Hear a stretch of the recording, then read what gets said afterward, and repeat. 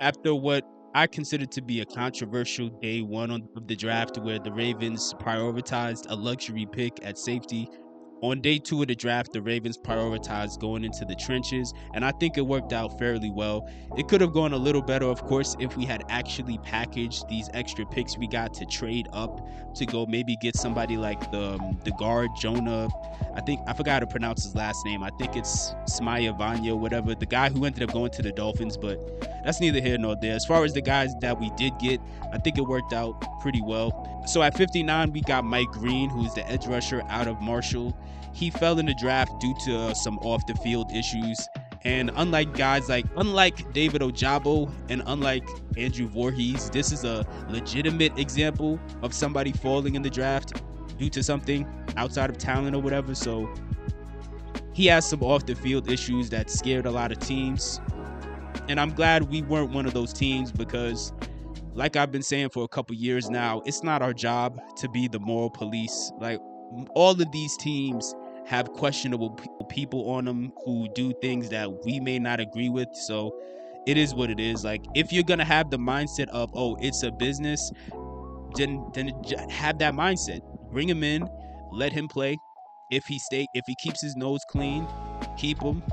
If he gets back into trouble, use him for what he's worth while he's cheap, and then just get rid of him immediately and replace him.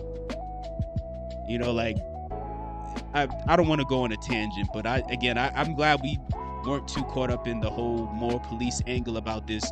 As far as his actual talent, he is a top 15 player for sure. Like, it's not even debatable. He is arguably the best edge rusher in this draft class. Like, he's a guy who is extremely explosive, very quick. He has in my opinion, he has a lot of moves compared to the average rookie edge rusher. So there's a lot to be excited about. He's somebody who comes from a wrestling background. So he's definitely somebody who is tough.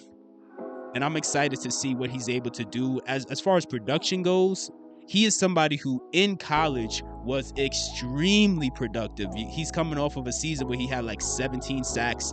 He played at the Senior Bowl, and he was one of the most impressive defensive players at the Senior Bowl. Like, there's a lot to be excited about here. Some people are concerned, of course, because he may have not played the best competition at Marshall. So many people are wondering, will he be able to handle the increased level of talent and competition that he's going to play at the next level? I think he'll be fine, but at the same time, only time will tell. We got to wait and see if he's able to handle the most talented people, because of the fact that people are going to be concerned about him not playing the best talent at Marshall. I imagine he's probably going to get a lot of reps in preseason.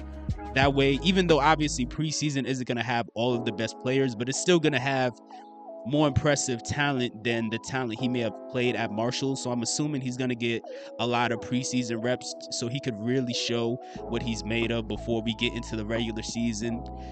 Many people were concerned about his size because he may not be the biggest. I believe he's 6'3", 250, but to me, that's, he's at a big enough size as a player where he should be fine. I don't think it's going to be that big of an issue, especially for somebody who has his speed and his skill set. I don't think he's going to need to just be that extremely massive human being who's just like bull rushing people. I think he'll be able to just use his current tools and dominate.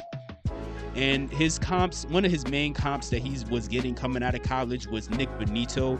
For you guys that don't know, Nick Benito is the linebacker he's currently playing for the Denver Broncos. He's a baller. He's coming off of like a 13.5 sack season. He is awesome.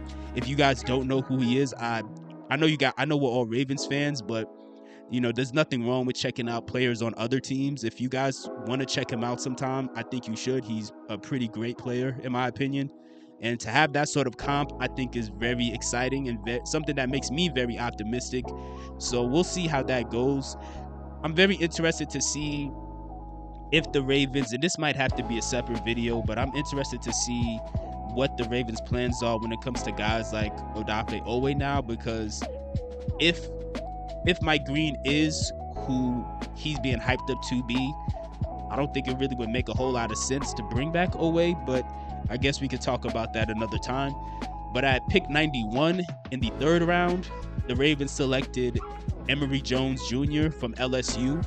He is a tackle. Like, he was announced in the draft as a tackle, but I noticed he also on the screen during the draft, he was listed as a guard. So I'm assuming that was sort of just a mix-up that happened due to the fact that he played guard, due to the fact that he played tackle at LSU. But the Ravens are probably going to move him to guard, and I'm assuming he's comfortable with that. This may be like a Mekhi Becton situation when Mekhi went to the Eagles, where he ended up moving to guard and he played pretty well. This was a guy who, even at the tackle position, was fairly competent, but I do agree that after watching him, that he probably would be better off moving to the guard position. And this is exciting, of course, because he's versatile. So that now a guy like him, it could provide depth at both the guard and the tackle position in case somebody gets hurt. And then this is a guy who's coming off of a season where he only allowed about 3 pressures and 0 sacks. Forgot the amount of snaps he had, but I know it was like over 200. So he's a pretty solid player. He has quick feet, which is very exciting. Like, he has an ability to get to the second level.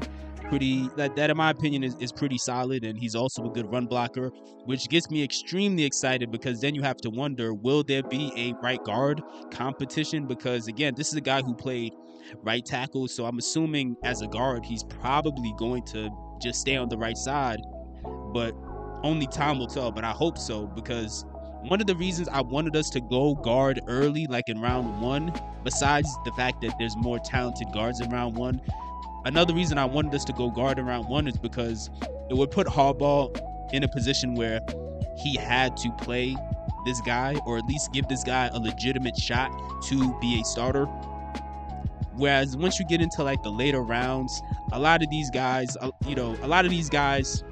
they can be ignored easier, and fans aren't gonna complain when you don't play a guy like Ben Cleveland, because remember, Ben Cleveland's a 3rd round pick, but everybody kind of turns a blind eye because he's a 3rd round pick, so nobody cares. Whereas if he's a 1st round pick, everybody cares. Everybody's gonna be asking, hey, why aren't you playing the 1st round guard that we drafted? But it's neither here nor there. Hopefully he gets a chance to play as a guard. Hopefully he does, and hopefully he gets a chance to start is what I meant to say. Hopefully he gets a chance to start, because we all know Faalele is garbage.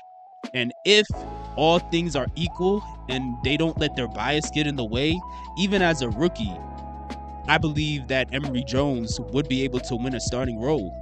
Just from the fact that he has quick feet, just from that alone, he should be able to win. Like, Faalele moves like he's stuck in he moves like he's stuck in molasses.